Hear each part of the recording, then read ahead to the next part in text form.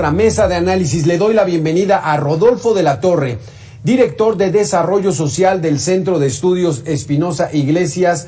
¿Cómo estás? Me da mucho gusto saludarte. Buenas tardes, Alberto. Buenas tardes a toda la audiencia. Y le damos la bienvenida también a Janet Quiroz Zamora, subdirectora de análisis de Monex. Janet, bienvenida a este espacio. Hola, ¿qué tal, Alberto? ¿Qué tal, Rodolfo? Muy buenas tardes a ustedes y al auditorio también. Aquí me van a permitir, Janet, me vas a permitir que primero inicie yo con Rodolfo. Por una situación, Rodolfo, quiero que nos platiques desde cuándo fue la primera vez que escuchaste tú el término la cuesta de enero, cuándo fue el peor año de una cuesta de enero y cuándo fue el mejor año, si los puedes recordar, Rodolfo. Caramba, pues la pregunta me parece que es por razón de edad, pero... No, yo también la escuché desde antes, no, pero ¿desde cuándo conocemos este famoso término? Desde los 70s, yo lo recuerdo. La famosa cuesta de enero, la crisis con Luis Echeverría, con López Portillo, que empezamos a entrar en crisis económica, y desde ahí entonces los cartonistas, los periodistas la llamaban la famosa cuesta de enero para criticar al gobierno en turno de la situación en la que estaba dejando el país el año anterior y cómo entraban. Pero platícanos, Rodolfo.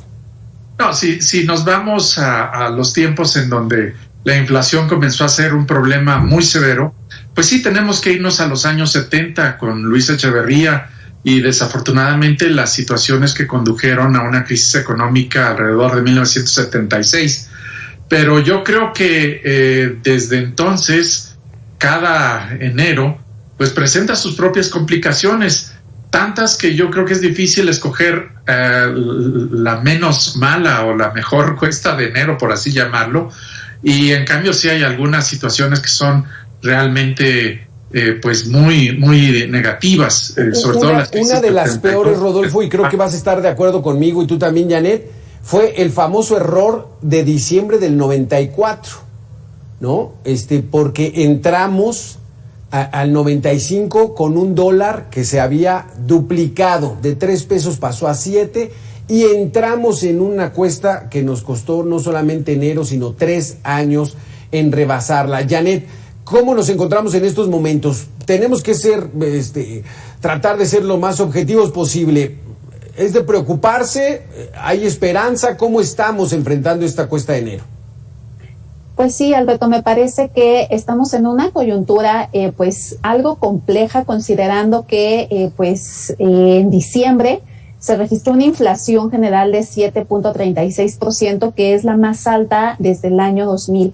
Entonces, a pesar, de que pues la recuperación económica se ha mantenido a lo largo de los últimos meses, después de esta crisis tan severa que vivimos por la pandemia del COVID que estalló en 2020, pues a pesar de esto, vemos que esta pandemia pues también ha tenido varios choques en pues varios sectores de la economía, y con ello se ha suscitado una escasez de algunos productos y también de algunas materias primas que pues justo, como sabemos, por la ley de la oferta y la demanda, ante pues una menor oferta y con una economía mundial que se está recuperando y que esto implica que hay una mayor demanda, entonces pues estamos teniendo como resultado un incremento muy significativo en los precios. Entonces, si bien pues todavía pues la economía de México todavía no alcanza el nivel que tenía antes de la pandemia, es decir, pues todavía no, el PIB de México todavía no tiene el tamaño que tenía pues a principios del 2020 o finales del 2019, aún con esto, pues como te comento, seguimos viendo que pues varios sectores se han mantenido inclusive mucho más rezagados en términos de recuperación, considerando que pues la pandemia aún no termina y que pues hoy por hoy estamos viendo un repunte muy importante de los contagios que, pues, si bien han provocado pues esta nueva variante Omicron, una enfermedad al parecer menos grave, aún con ello pues estamos viendo un incremento muy significativo, y esto lo que pudiera suscitar es que se implementen nuevamente algunas medidas de restricción a la movilidad, lo cual pues haría que nuevamente las familias pues enfrenten pues algún ajuste a sus ingresos, algún ajuste a la baja, desafortunadamente, y ante una economía en la que estamos viendo los precios aumentar de manera muy importante, pues sin duda, pues me parece que las familias se estarán enfrentando pues una coyuntura compleja para el consumo. Rodolfo, sin duda alguna que este término de la cuesta de enero era muy acuñado por los partidos políticos de izquierda, donde acusaban al gobierno en turno de no tener las condiciones para generar un bienestar. En estos momentos, si bien la pandemia provocó en gran medida este freno y retroceso de nuestra economía, ¿qué responsabilidad tiene el gobierno en esta cuesta de enero?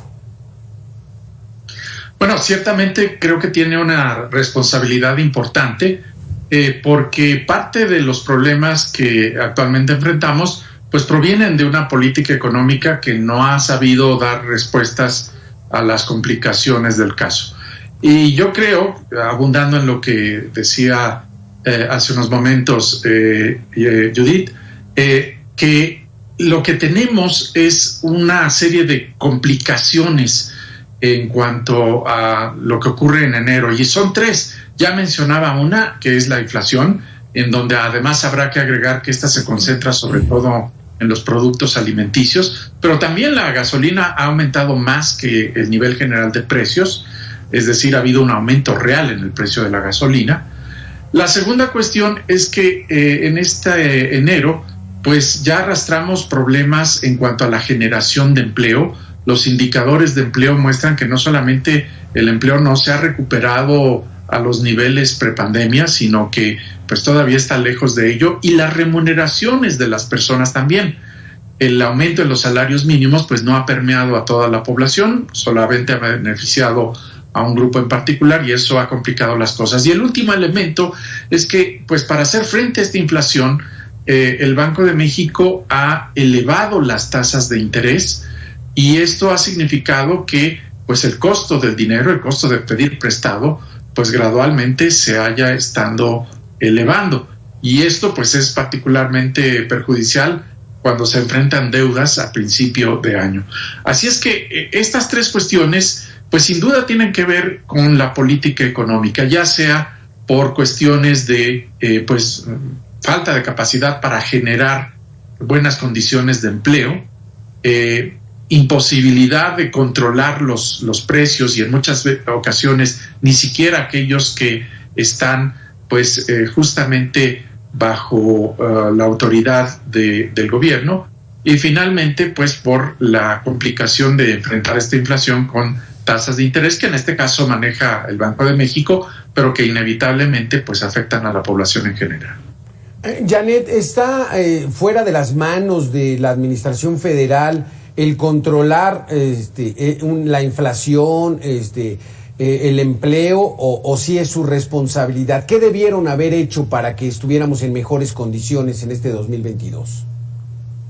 Sí, sin duda, me parece que, pues como lo comentábamos ya, la política económica, pues es una herramienta que ayuda justo a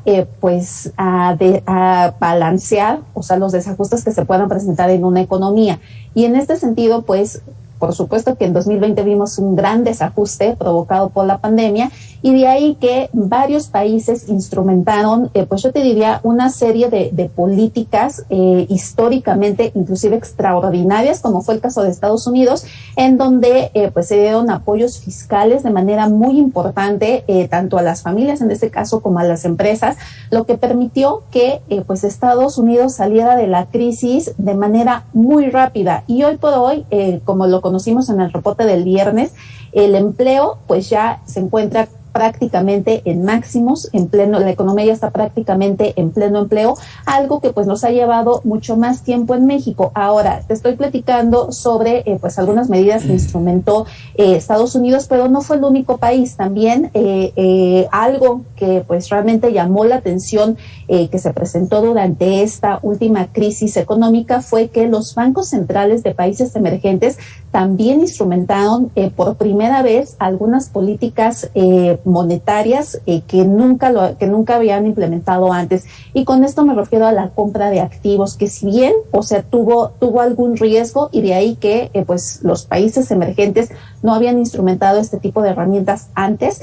Hoy por hoy lo que hemos visto es que estos países pues también ya salieron de la crisis, y al salir de la crisis, que es un término que se escucha tal vez un poco vago, pues quiere decir que pues justo, o sea, ya se recuperaron los empleos que se perdieron, también pues con ello, o sea, pues hay una mayor reactivación, o sea, hay choques de segundo orden positivos hacia pues el resto de la economía, hacia varios sectores, y esto pues realmente pues ha permitido que pues tengan pues ya la población un mejor nivel de vida. Como te digo, en México no fue el caso.